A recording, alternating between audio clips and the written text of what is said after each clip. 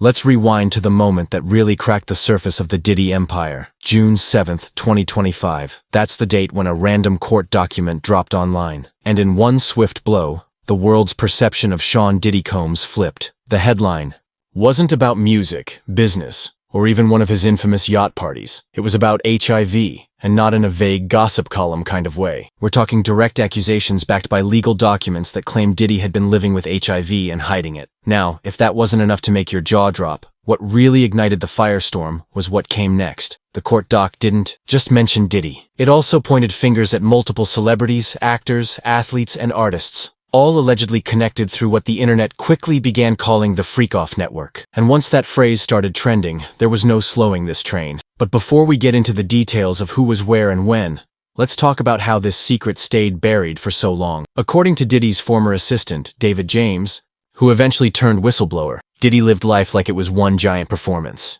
And the real script was hidden behind layers of luxury, loyalty payments, and non-disclosure agreements. James wasn't just booking flights or making coffee. His daily tasks allegedly included keeping a mobile pharmacy stocked in Diddy's designer bags. We're talking ecstasy, Viagra, fat burners, and even pills shaped like Barack Obama's face. Yes, that's apparently a thing now. And that's just the surface. What James described went beyond just drugs and celebrity partying. He painted a picture of chaos disguised as control. Every weekend was a reset. High-end apartments, trashed assistants cleaning up what looked like the aftermath of war zones, broken glass, scattered pills, and the kind of mess you can't just sweep under a rug. Now here's where things get extra dark. In Cassie's lawsuit back in 2023, she laid out disturbing allegations: coercion, drugs, and surveillance. A lot of people dismissed her claims at the time as just a bitter ex going for a payout. But when the HIV story broke, suddenly her words hit differently. She wasn't just telling a story. She was giving a warning that seemed to line up with court statements from others who were there, like male escorts and former party attendees. One of the most shocking stories came from a man nicknamed the Punisher. He thought he was hired to dance. Instead, he ended up in one of Diddy's freak-offs, as they were described in court. Nights filled with manipulated sex acts, cameras rolling, drugs on demand, and witnesses left traumatized. Another man, Sean Daring, who went by Skylar, backed Cassie's account, saying he was present at over a dozen of these nights. And what he described sounded less like a party and more like a psychological thrill. Then came the testimony that truly shifted the tone. A man already living openly with HIV claimed to have attended several of these events with both male and female celebrities, and hinted that Diddy not only knew, but may have exposed people recklessly. That's when people stopped laughing at the memes and started pulling up old interviews looking for clues. It didn't help the Jaguar. Wright had already been sounding alarms months earlier, saying the industry was protecting something. People called her dramatic. But after this, those same folks started quoting her like a prop. Because when the puzzle pieces started fitting, it was clear this wasn't just another celebrity scam. This could be the collapse of a brand that once seemed untouched. When the news started spreading beyond blogs and gossip pages, the entire entertainment industry hit the brink. You could almost hear the silence in Hollywood. All those faces who used to show up to Diddy's parties with smiles and champagne flutes are gone like someone flipped a switch. DJ Khaled, French Montana, and even Young Miami from City Girls. People who were once glued to his side suddenly weren't even following him on Instagram anymore, like they never knew. The moment the raids began, that's when it got. It wasn't just bad. It was federal agents in tactical gear swarming his mansions and properties like it was a call of duty. Helicopters, black SUVs, and hard drives being bagged up like evidence on CIA. And it wasn't just one house. Diddy had real estate in multiple states, including a private. You know you've hit peak status when even your island isn't off limits to the.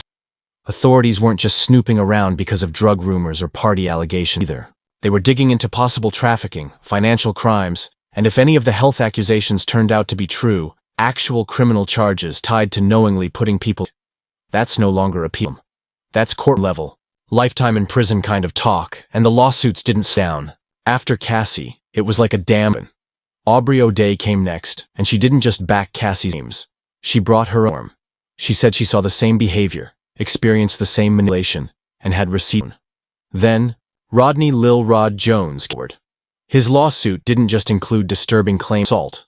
It also mentioned that others in the industry knew what was happening. Not only knew, but allegedly helped cover it up to protect. The industry started ghosting him like he had a contagion. Festival organizers who had him booked acted like his name was never. Liquors, brand, partnerships, and production deals all quietly backed away.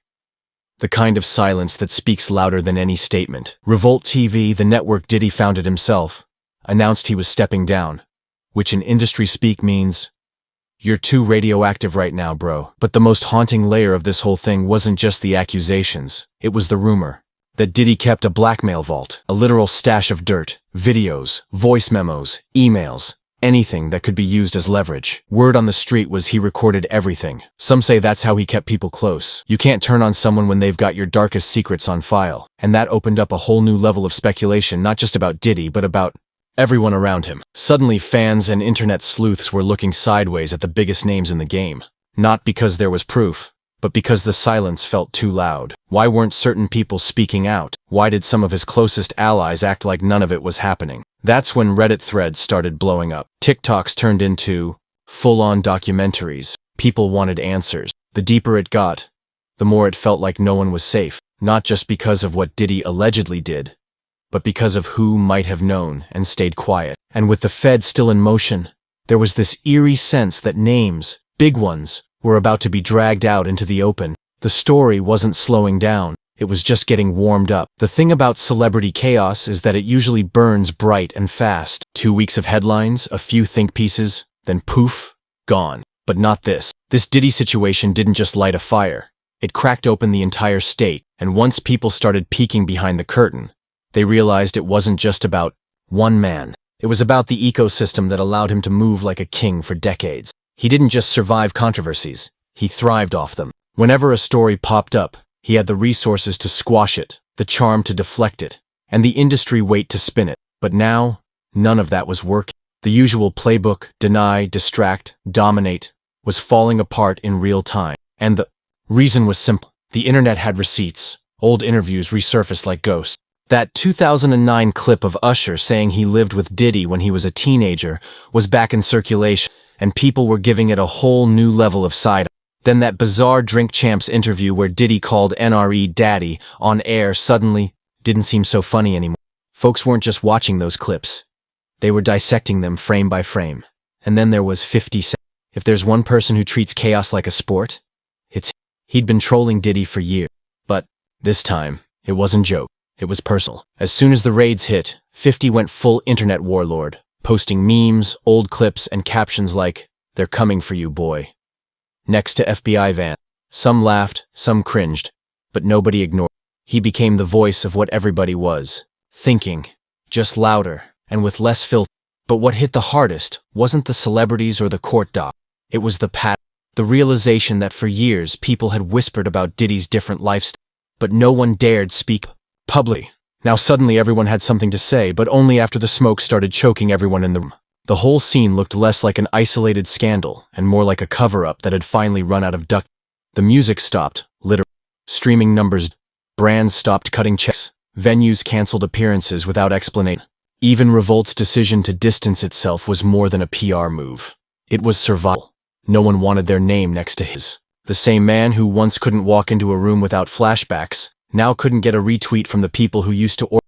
And yet, even as the empire crumbled, people were bracing for one more that list. The alleged list of celebrities who were either exposed to, involved in, or connected to the HIV. The court docs hinted at. Whispers online said the list existed, and it wasn't just about exposure. It was about what that list would do to careers, relationships, and reputations. Because if even one of those named Leah,